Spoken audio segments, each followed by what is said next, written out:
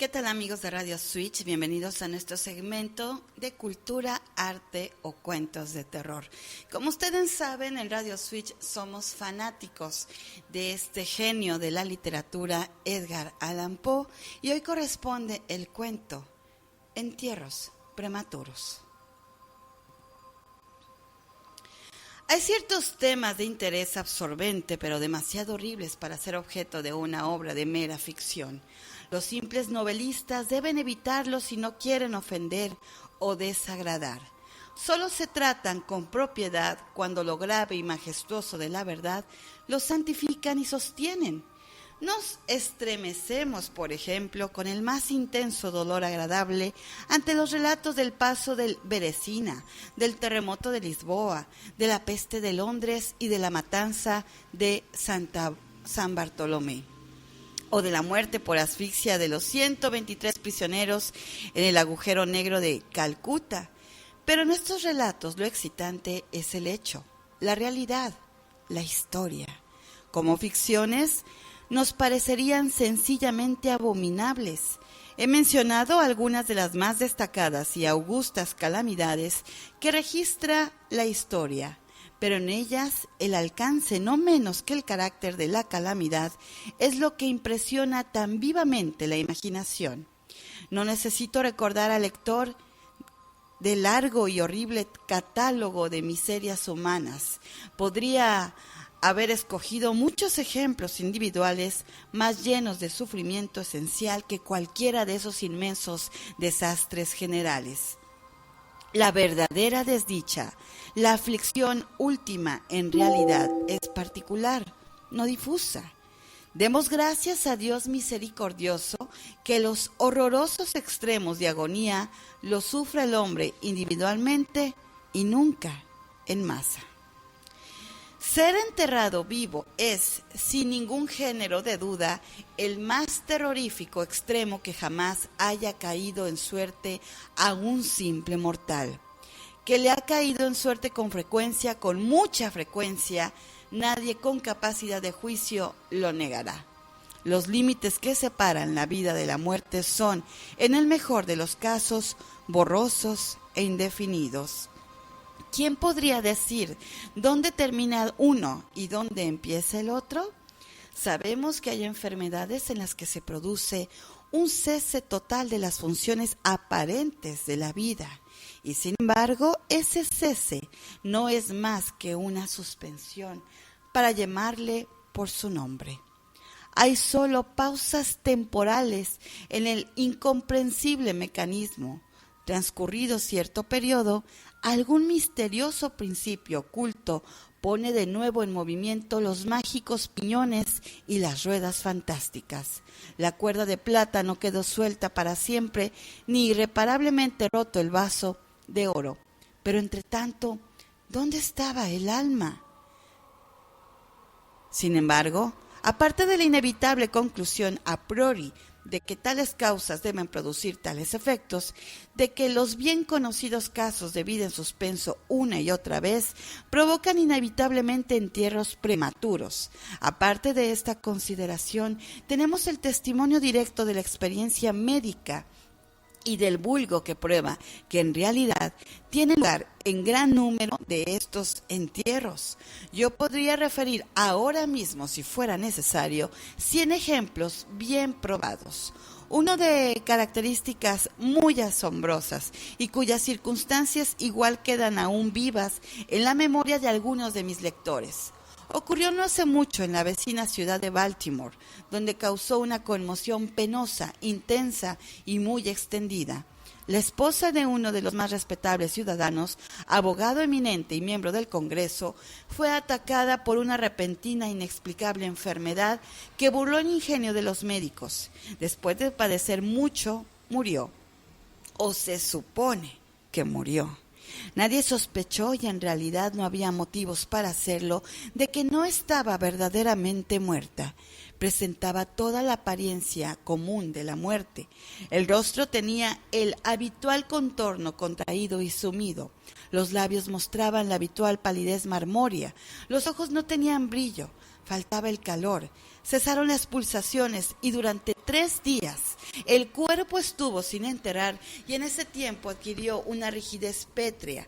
Resumiendo, se adelantó el funeral por el rápido avance de lo que se supuso era descomposición. La dama fue depositada en la cripta familiar que permaneció cerrada durante los 3 años siguientes. Al expirar ese plazo, se abrió para recibir un sarcófago, pero ¡ah, qué terrible choque esperaba el marido cuando abrió personalmente la puerta! Al empujar los portones, un objeto vestido de blanco cayó rechinando en sus brazos. Era el esqueleto de su mujer con la mortaja puesta.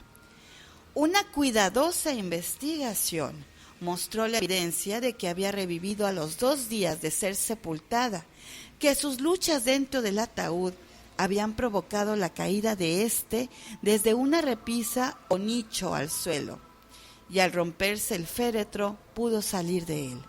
Apareció vacía una lámpara que accidentalmente se había dejado llena de aceite dentro de la tumba. Puede, no obstante, haberse consumido por evaporación. En los peldaños superiores de la escalera que descendía a la espantosa cripta había un trozo de ataúd, con el cual, al parecer, la mujer había intentado llamar la atención golpeando la puerta de hierro. Mientras hacía esto, probablemente se desmayó o quizás murió de puro terror. Y al caer, la mortaja se enredó en alguna pieza de hierro que sobresalía hacia adentro. Allí quedó y así se pudrió, erguida. Imagínense ustedes, tremendo impacto e impresión con este caso.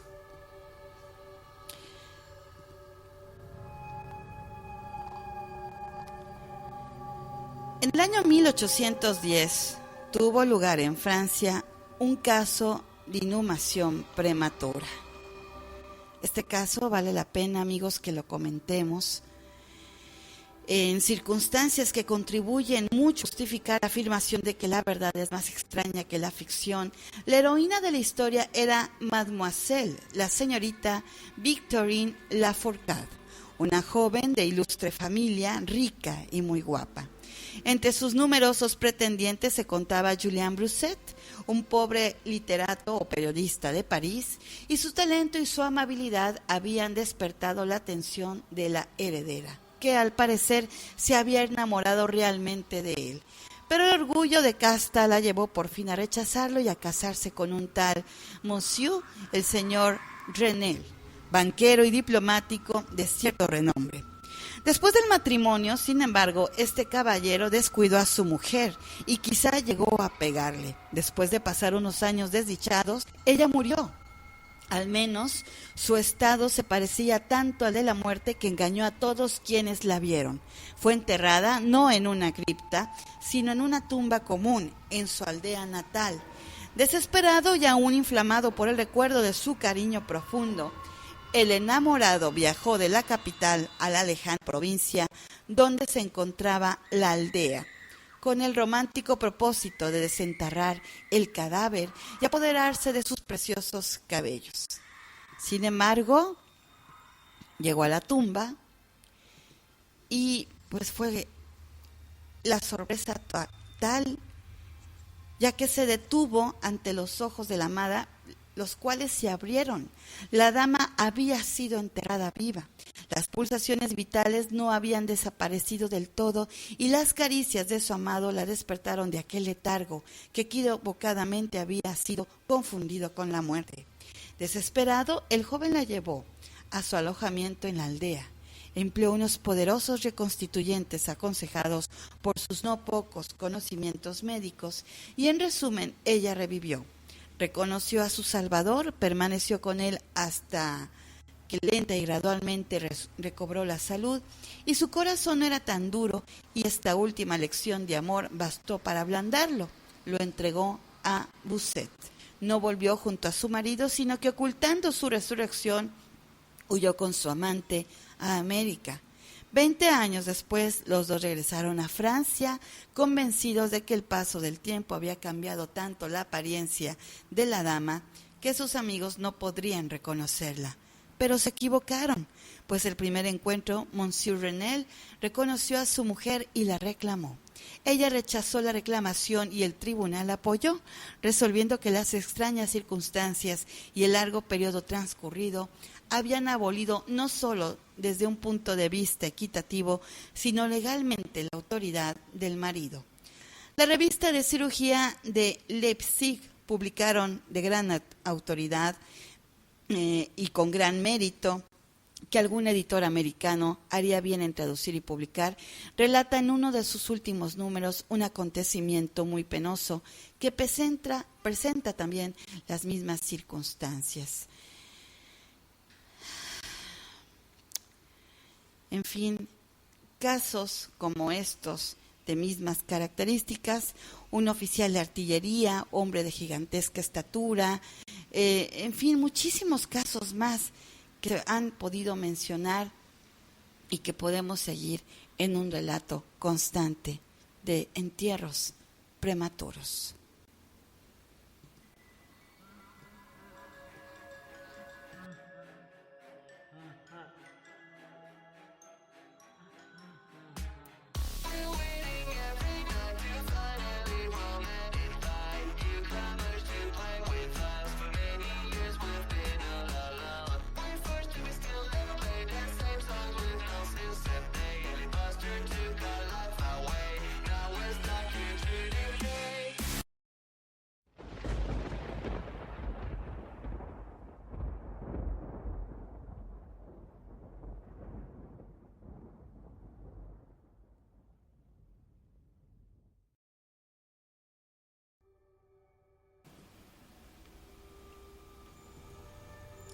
Sería fácil multiplicar historias como estas, pero me abstengo porque en realidad no nos hacen falta para establecer el hecho de que suceden efectivamente entierros prematuros. Cuando reflexionamos en las raras veces en que por la naturaleza del caso tenemos la posibilidad de descubrirlos, debemos admitir que tal vez ocurren más frecuentemente de lo que pensamos. En realidad, casi nunca se han removido muchas tumbas de un cementerio. Por alguna razón, sin que aparecieran esqueletos en posturas que sugieran la más espantosa de las sospechas, la sospecha es espantosa, pero es más espantoso el destino. Puede afirmarse sin vacilar que ningún suceso se presta tanto a llevar al colmo de la angustia física y mental como el enterramiento antes de la muerte. La insoportable opresión de los pulmones, las emanaciones sofocantes de la tierra húmeda, la mortaja que se adhiere, el rígido abrazo de la estrecha morada, la oscuridad de la noche absoluta, el silencio como un mar que abruma, la invisible pero palpable presencia del gusano vencedor. Estas cosas, junto con los deseos del aire y de la hierba que crecen arriba, con el recuerdo de los queridos amigos que volarían a salvarnos si se enteraran de nuestro destino, y la conciencia de que nunca podrán saberlo, de que nuestra suerte irremediable es la de los muertos de verdad. Estas consideraciones, digo, llevan al corazón aún palpitante, a un grado de espantoso e insoportable horror ante el cual la imaginación más audaz retrocede. No conocemos nada tan angustioso en la tierra, no podemos imaginar nada tan horrible en los dominios del más profundo infierno.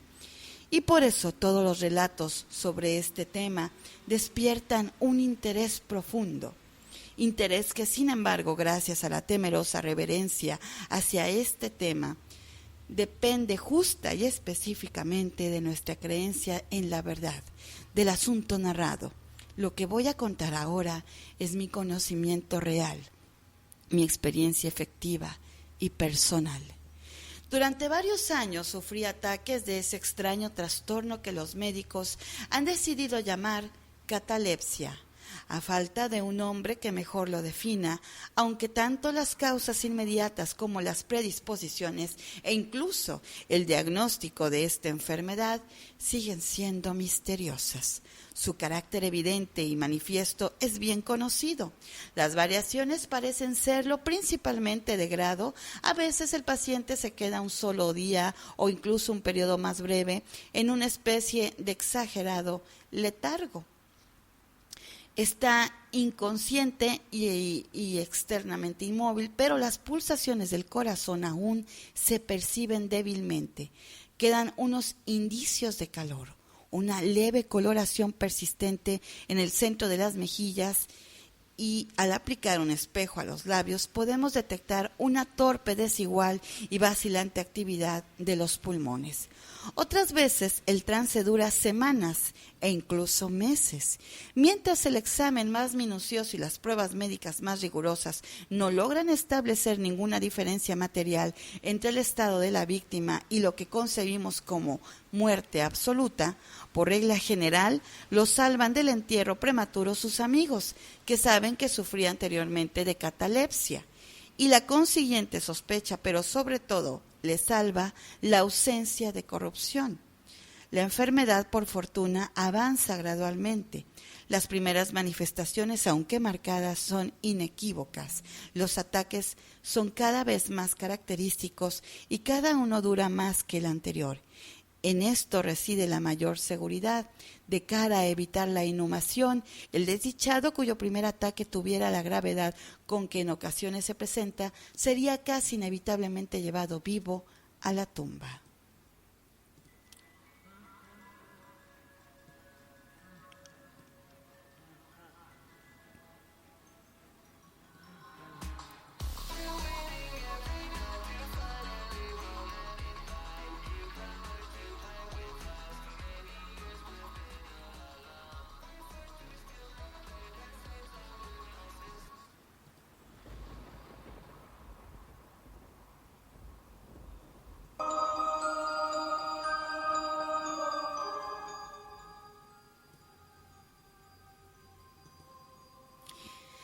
Mi propio caso no difería en ningún detalle importante de los mencionados en textos médicos. A veces sin ninguna causa aparente me hundía poco a poco en un estado de semisíncope o casi desmayo, y en ese estado, sin dolor, sin capacidad de moverme o realmente de pensar, pero con una borrosa y letárgica conciencia de la vida y de la presencia de los que rodeaban mi cama, duraba hasta que la crisis de la enfermedad me devolvía, de repente, al perfecto conocimiento.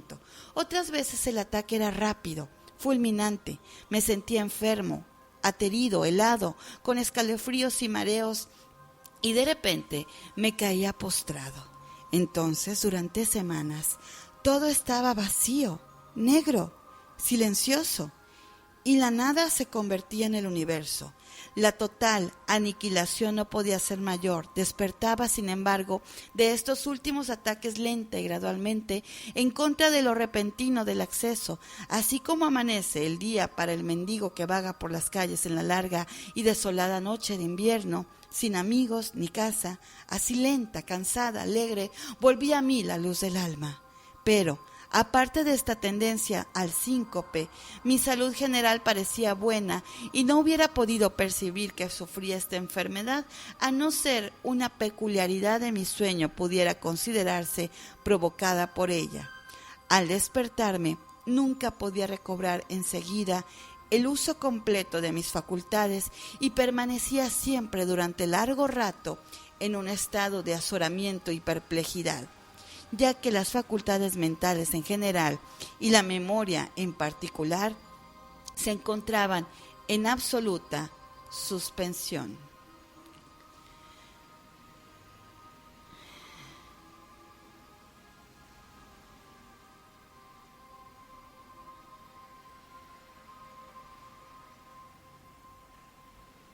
En todos mis padecimientos no había sufrimiento físico, sino una infinita angustia moral.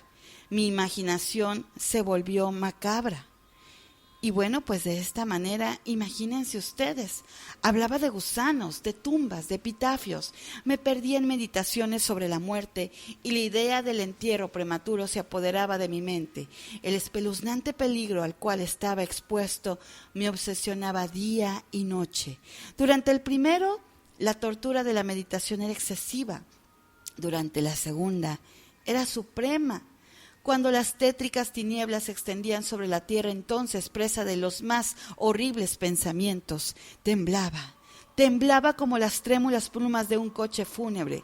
Cuando mi naturaleza ya no aguantaba la vigilia, me sumía en una lucha que al fin me llevaba al sueño, pues me estremecía pensando que al despertar podría encontrarme metido en una tumba. Y cuando por fin me hundía en el sueño, lo hacía solo para caer de inmediato en un mundo de fantasmas, sobre el cual flotaba con inmensas y tenebrosas alas negras, la única predominante y sepulcral idea. De las innumerables imágenes melancólicas que me oprimían en sueños, elijo para mi relato una visión solitaria. Soñé que había caído en un trance cataléptico de más duración y profundidad que lo normal. De repente, una mano helada se posó en mi frente y una voz impaciente, farfullante, susurró en mi oído: «Levántate». Me incorporé. La oscuridad era total y no podía ver la figura del que me había despertado. No podía recordar ni la hora en que había caído en trance, ni el lugar en que me encontraba. Mientras seguía inmóvil, intentando ordenar mis pensamientos, la fría mano que agarró con fuerza por la muñeca, sacudiéndola con petulancia, mientras la voz farfullante decía de nuevo: «Levántate, ¿no te he dicho que te levantes?» «¿Y tú?», pregunté, «¿quién eres?». «No tengo nombre en las regiones donde habito», replicó la voz tristemente. «Fui un hombre y soy un espectro. Era despiadado, pero soy digno de lástima. Ya ves que tiemblo, me rechinan los dientes cuando hablo, pero no es por el frío de la noche eterna, pero este horror es insoportable.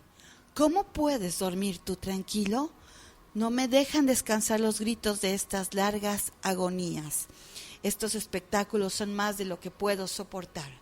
Levántate, ven conmigo a la noche exterior y deja que te muestre las tumbas. ¿No es este un espectáculo de dolor? Mira». Miré, y la figura invisible que aún seguía apretándome la muñeca consiguió abrir las tumbas de toda la humanidad, y de cada una salían las irradiaciones fosfóricas de la descomposición, de forma que pude ver sus más escondidas áreas y rincones y los cuerpos amortajados en un triste y solemne sueño con el gusano.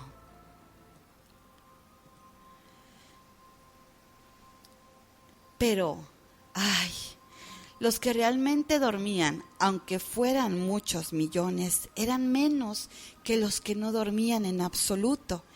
Y había una débil lucha, y había una triste y general desasosiego, y de las profundidades de las innumerables cavidades y pozos salía el melancólico frotar de las vestiduras de los enterrados, y entre aquellos que parecían descansar tranquilos, vi que muchos habían cambiado en mayor o menor grado.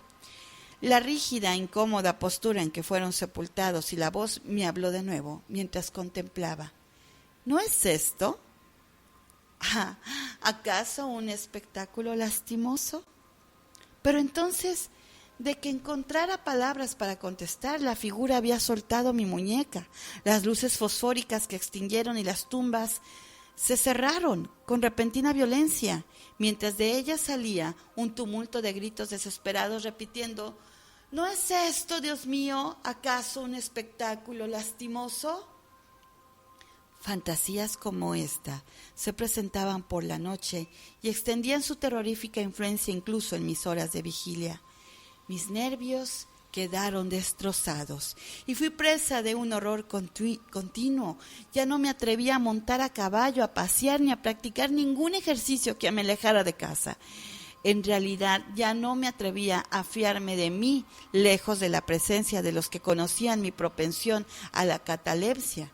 por miedo de que en uno de esos ataques me enterraran antes de conocer mi estado realmente.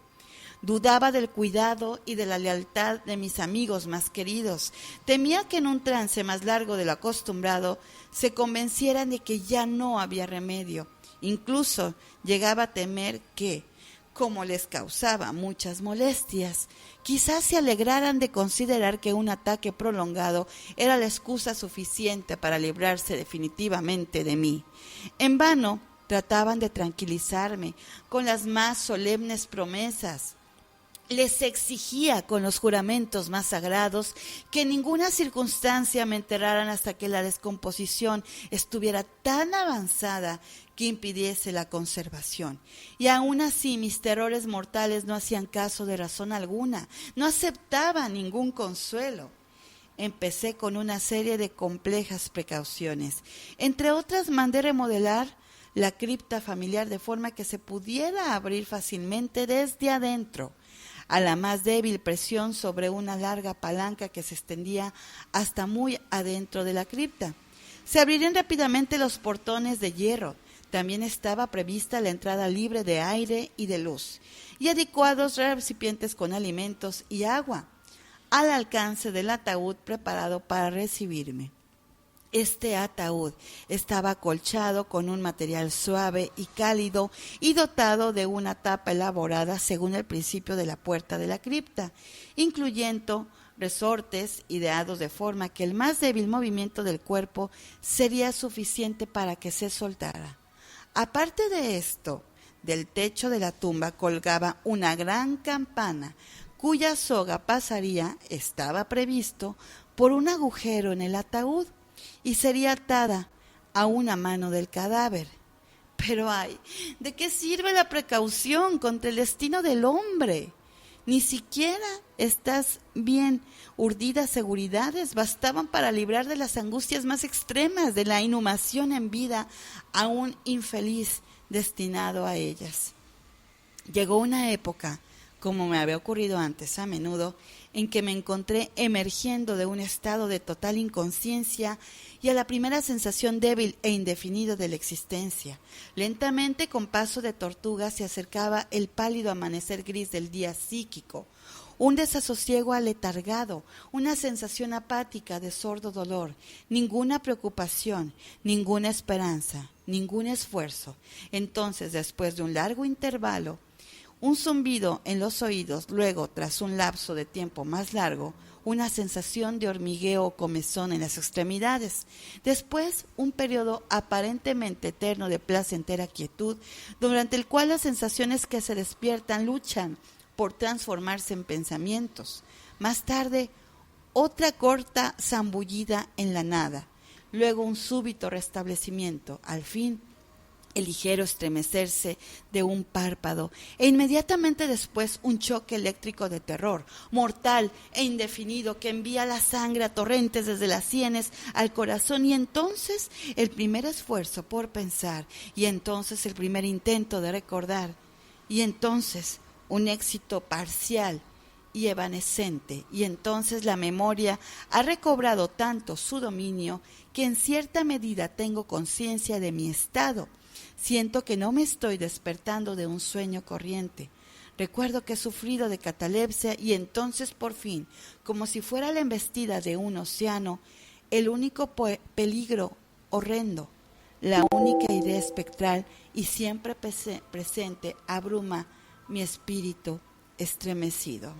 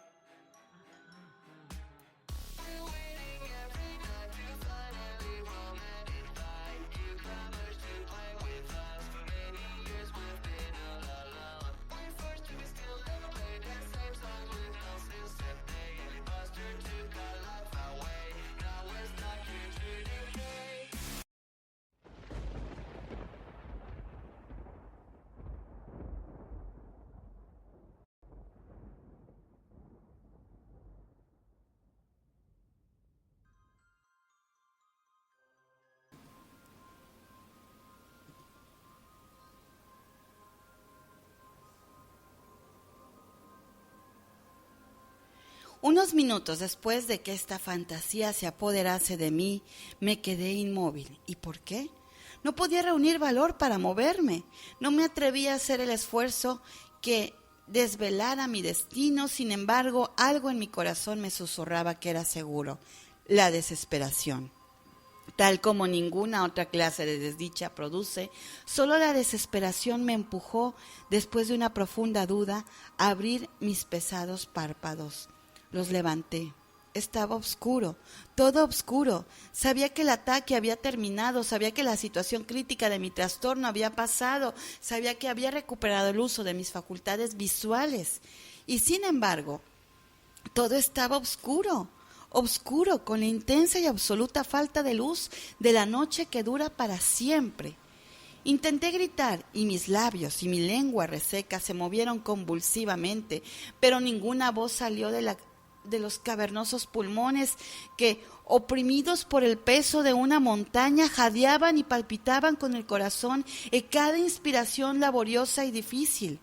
El movimiento de las mandíbulas en el esfuerzo por gritar me mostró que estaban atadas, como se hace con los muertos. Sentí también que yacía sobre una materia dura y algo parecido me apretaba los costados.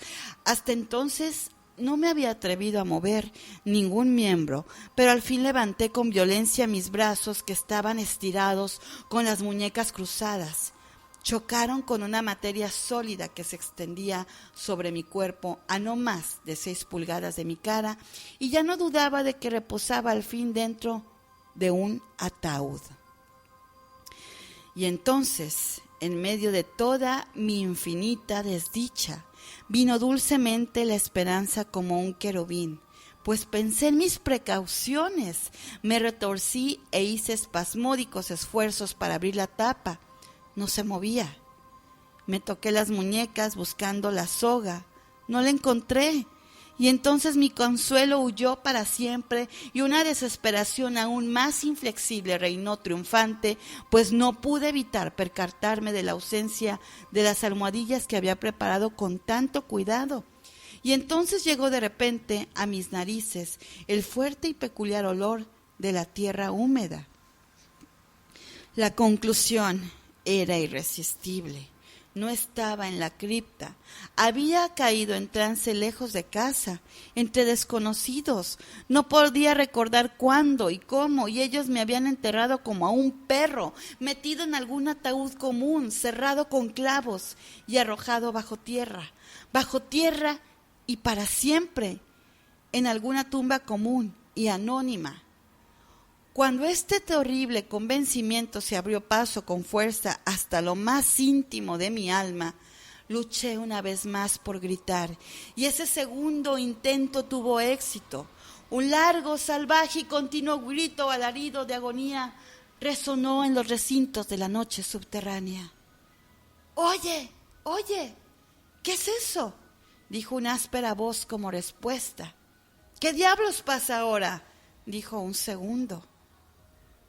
«Fuera de ahí», dijo un tercero. «¿Por qué aúlla de esa manera como un gato montés?», dijo un cuarto. Y entonces unos individuos de aspecto rudo me sujetaron y me sacudieron sin ninguna consideración. No me despertaron del sueño, pues estaba completamente despierto cuando grité, pero me devolvieron la plena posesión de mi memoria. Esta aventura corrió cerca de Richmond, en Virginia, acompañado de un amigo. Había bajado en una expedición de caza, unas millas por las orillas del río James. Se acercaba la noche cuando nos sorprendió una tormenta. La cabina de una pequeña chalupa anclada en la corriente y cargada de tierra vegetal nos ofreció el único refugio asequible. La sacamos al mayor provecho posible y pasamos la noche a bordo. Me dormí en una de las 2 literas. No hace falta describir las literas de una chalupa de 60 o 70 toneladas. La que yo ocupaba no tenía ropa de cama. Tenía una anchura de 18 pulgadas. La distancia entre el fondo y la cubierta era exactamente la misma. Me resultó muy difícil meterme en ella. Sin embargo, Dormí profundamente y toda mi visión, pues no era ni un sueño ni una pesadilla, surgió naturalmente de la circunstancia de mi postura, de la tendencia habitual de mis pensamientos y de la dificultad que ya he mencionado de concentrar mis sentidos y sobre todo de recobrar la memoria durante largo rato después de despertarme. Los hombres que me sacudieron eran los tripulantes de la chalupa y algunos jornaleros contratados para descargarla. De la misma carga procedía el olor a tierra. La venda en torno a las mandíbulas era un pañuelo de seda con el que me había atado la cabeza a falta de gorro de dormir.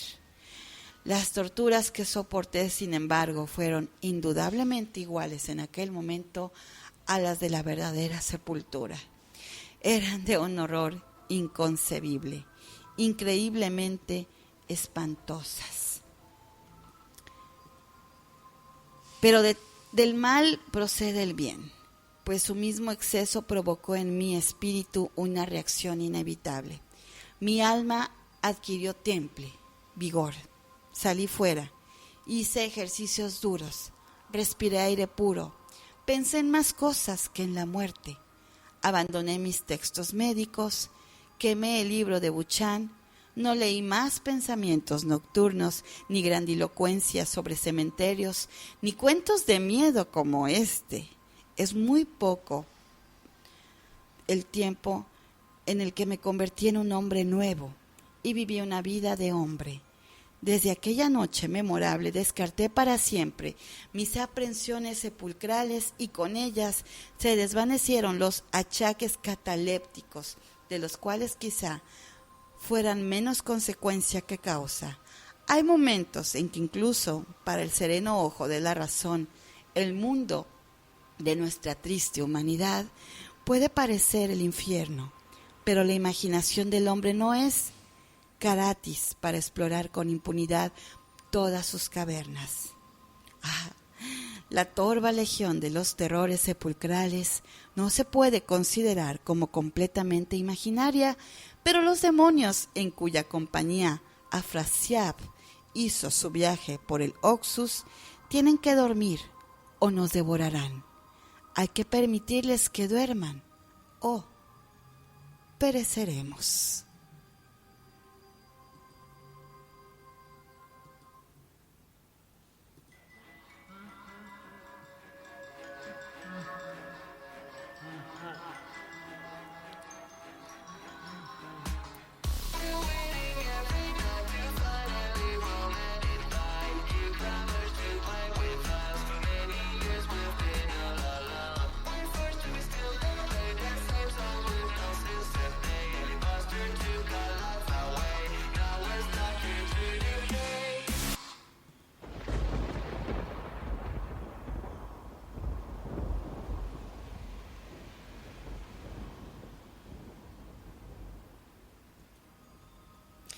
Muy bien, amigos, esperamos que este cuento, El entierro prematuro de Edgar Allan Poe, haya sido de su agrado, lo hayan disfrutado y bueno, pues de esta manera conmemoramos a este increíble escritor.